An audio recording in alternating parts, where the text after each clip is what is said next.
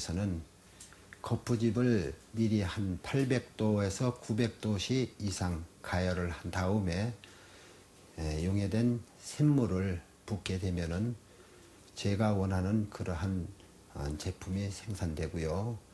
아마도 백제시대 때에도 잘은 모르겠지만 그러한 방법을 택하지 않았을까 하는 생각을 하게 됩니다.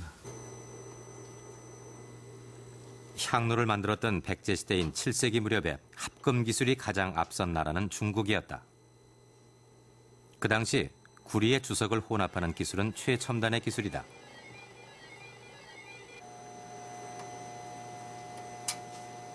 보존과학실팀은 향로 안쪽에 붙어있는 주물동을 떼어내 합금의 재질을 분석했다. 시료에 구리가 있어서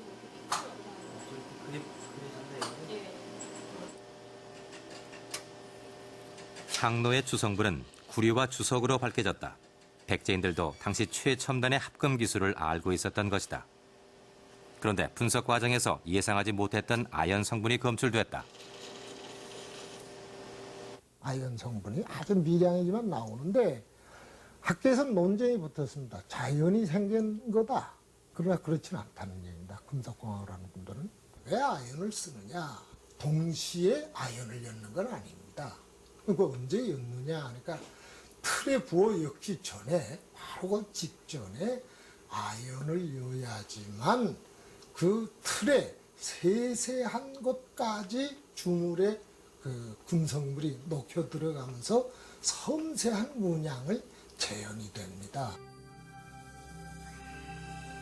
향로에 표현된 산의 능선은 마치 손으로 빚은 것처럼 부드러운 곡선을 이루고 있다. 아연 성분이 첨가되면서 부드러운 성질이 생기기 때문에 섬세하고 정교한 문양을 만들 수 있었던 것이다.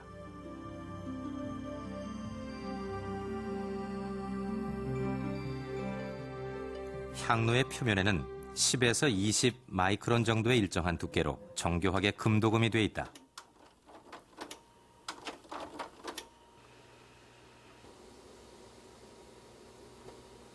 당시의 도금 기법은 수은 아말감법으로 알려져 있다.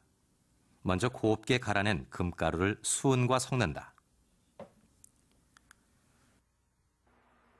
이를 가열해서 녹이면 금과 수은의 혼합물이 된다. 혼합물을 한지에 넣고 짜면 남아있는 수은은 빠져나오고 반죽 형태로 남는데 이것을 청동의 표면에 손으로 직접 골고루 바른다.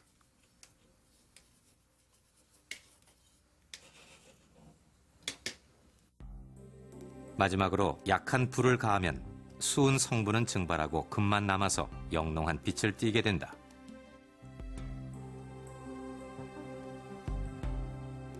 이것이 백제 대향로가 1300년 동안 땅에 묻혔으면서도 완벽한 형태를 유지할 수 있었던 비결이다.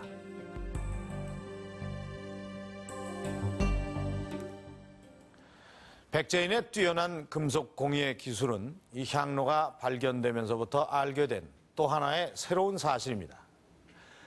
15세기 초 조선시대 금속 활자는 그 글자체가 아름답기로 더 유명한데 아연을 섞어서 부드러운 성질이 생겼기 때문에 쇠로 만들어 쓰면서도 손으로 쓴 것처럼 아름다운 글자체를 만들 수 있었다고 합니다. 그런데 그보다 1000년이나 앞선 그 백제 장인들이 아연을 섞어서 부드러운 곡선을 연출했다는 것은 더욱더 놀랄 그런 사실인 것입니다. 지금까지 이 향로 위에 그려져 있는 이 화려한 그림들과 그것이 어떻게 만들어졌는지 그 제작 기법에 대해서 알아봤습니다. 이렇게 향로에는 알려지지 않았던 백제시대의 모습이 담겨 있는 것입니다. 그것은 비단 백제인의 미의식이나 또는 뛰어난 과학기술뿐만이 아니고 지금까지 우리에게 알려지지 않았던 그 사비시대 백제 역사도 알 수가 있는 것입니다. 과연 이 향로 안에 어떤 역사가 담겨 있는지 궁금하지 않으십니까? 먼저 이 향로의 주인이 누구였는지를 밝혀내는 일. 그것은 향로에 담긴 역사를 풀어내는 실마리가 되는 것입니다.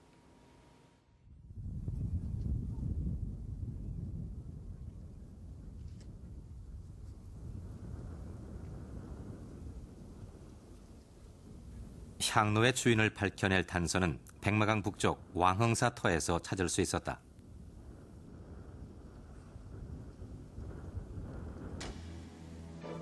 왕흥사는 부여의 도읍을 정한 사비시대의 백제 왕실의 사찰이었다. 기단성만 남은 절터가 백제 왕실의 중요한 사찰로 밝혀진 것은 역사서에 남아있는 단 한 줄의 기록이 실마리가 됐다. 삼국사기 권 27, 백제무왕 35년에 다음과 같은 기록이 있다. 왕흥사가 낙성되었다. 왕이 배를 타고 절에 가서 행향하였다.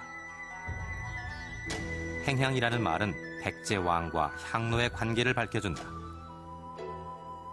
바로 이 행향이라고 하는 것은 이제 왕의 수레 또는 가마가 이제 앞에 나가게 되면은 뒤에 이제 따르는 이제 수행원들이 향로를 이제 거머쥐고 이제 따라가면서 이제 빙빙 도는 그러한 이제 의식이 되겠는데, 이 향이라고 하는 것, 바로 향을 담고 있는 향로라고 하는 것은 세속의 모든 그 병들고 찌들고 힘들고 더럽고 이런 것을 다 정화시키는 그런 그 기능을 가진 것으로 이야기해 볼 수 있겠습니다.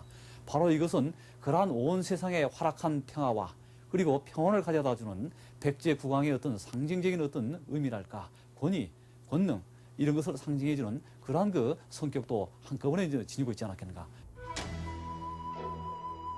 삼국시대의 향을 피우는 것이 단순히 제사용이 아니라는 사실은 고구려 쌍용청 벽화를 통해서도 알 수 있다. 행렬의 맨 앞에 향로가 있는 것처럼 백제왕의 행향 모습도 이런 모습이었을 것이다.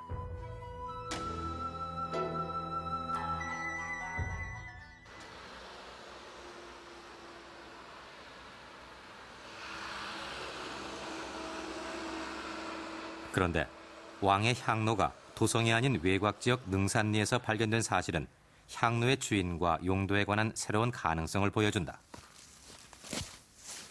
2년 뒤 향로가 출토된 지점과 불과 30m 떨어진 곳에서 이곳이 백제시대 왕실의 절터였다는 사실을 입증하는 결정적인 증거가 발견된 것이다.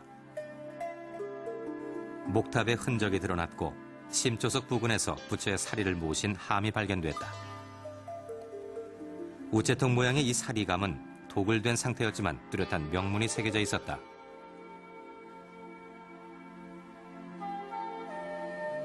백제 창왕 13년, 즉 서기 567년에 정해 공주가 아버지 성왕을 위해 이 절을 짓고 사리를 바쳤다는 것이다.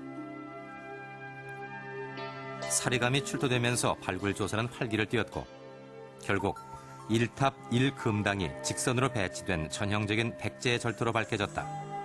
그러면서 백제 대향로가 출토된 장소가 이 절의 부속 건물이라는 새로운 사실도 밝혀진다. 그런데 절이 있던 장소는 왕릉으로 추정되는 능산리 고읍은 바로 옆이다. 왕릉과 절, 절과 향로의 관계는 향로의 주인과 용도를 분명히 증언하고 있다.